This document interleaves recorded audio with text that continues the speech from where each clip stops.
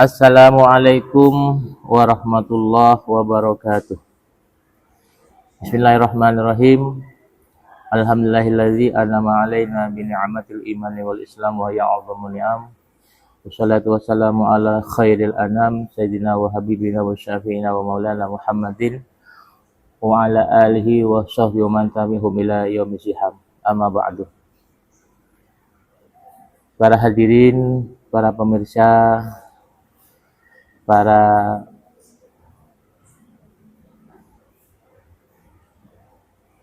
siswa dan siswi Mandor Pulinggo dan segenap para simpatisan yang ikut dalam kegiatan ini yang berbahagia. Perlu kita ketahui bahwa struktur penyempurna bangunan keislaman salah satunya adalah puasa, di mana struktur ini yang paling kita jadikan dasar adalah dari kelimanya. Pertama adalah syahadat, syahadatain, syahadat dua, asyhadu alla ilaha illallah wa asyhadu anna muhammadar rasulullah. Yang kedua adalah sholat, yang ketiga adalah puasa, yang keempat adalah zakat, yang kelima adalah haji.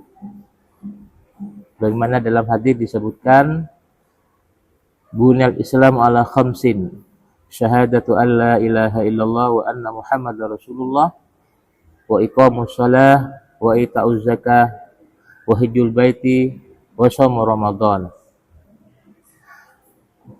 Untuk itu perlu saya sampaikan bahwasanya syahadat adalah pondasi atau dasar dalam struktur keislaman, yang mana syahadat ini sangat fundamental atau sangat kokoh sekali dalam kehidupan keislaman kita. Tanpa syahadat, maka bangunan rumah kita akan roboh karena tidak kuatnya asas atau pondasi. Yang nomor dua adalah sholat. Sholat adalah tiang dari bangunan kita, dimana kalau dari tiang itu akan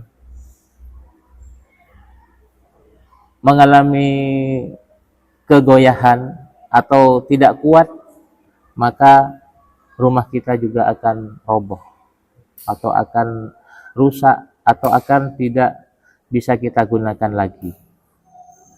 Karena sholat dalam hadis terangkan, as-sholatu imaduddin, wa man aqama faqad aqamaddin, wa man hadam faqad hadamaddin. Sholat adalah tiang agama. As-sholatu imaduddin, wa man aqama faqad aqamaddin. Barang siapa yang melaksanakan sholat, maka dia telah melaksanakan atau menegakkan agama, dan barang siapa yang tidak sholat, waman tarakaha faqad hadamaddin, maka dia telah merobohkan agama. Kemudian yang ketiga adalah struktur bangunan keislaman. Yang ketiga adalah zakat. Zakat sendiri berfungsi adalah sebagai, di sini ada sebagai pembersih, di sini ada sebagai penyuci. Disebutkan dalam sebuah ayat Al-Quran, khudh min amwalihim shadaqatan wa tutahhiruhum biha. Khudh min amwal shadaqatan wa tuzakkihim wa tutahhiruhum biha. Disebutkan, ambillah sebagian harta kalian sebagai zakat, karena zakat tersebut akan dapat membersihkan dan dapat menyucikan. Yang ketiga, para pemirsa yang dirahmati Allah, adalah puasa, di mana puasa adalah sebagai pelindung atau sebagai perisai dari sebuah agama. Bila mana agama sudah kokoh pondasinya dengan dasar yang kuat, dengan syahadat yang kokoh yang kuat pula, kemudian dilanjutkan dengan tiang yang kokoh yang kuat pula, maka zakat itu adalah sebagai dinding. Dinding itu dinding atau perisai atau pembersih. Dan sini ada sebagai pembersih. Pembersih dari semua kotoran, dari semua maksiat, dari semua dosa. Makanya kita di sini disebutkan ada zakat fitrah, juga ada zakat mal. Zakat fitrah itu membersihkan jiwa seseorang, sedangkan zakat mal adalah membersihkan harta benda seseorang. Yang keempat adalah puasa, yang terlagi kita akan masukinya.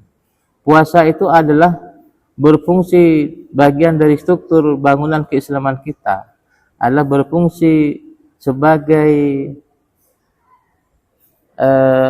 sebagai pintu atau sebagai jendela kita. Manakala jendela kita tidak berfungsi dengan baik, maka atau pintu kita tidak berfungsi dengan baik, sama dengan kita itu tidak bisa menjadikan rumah kita itu sebagai bangunan yang kokoh. Karena fungsi daripada rumah di samping adalah pembersih jiwa dengan berzakat, juga adanya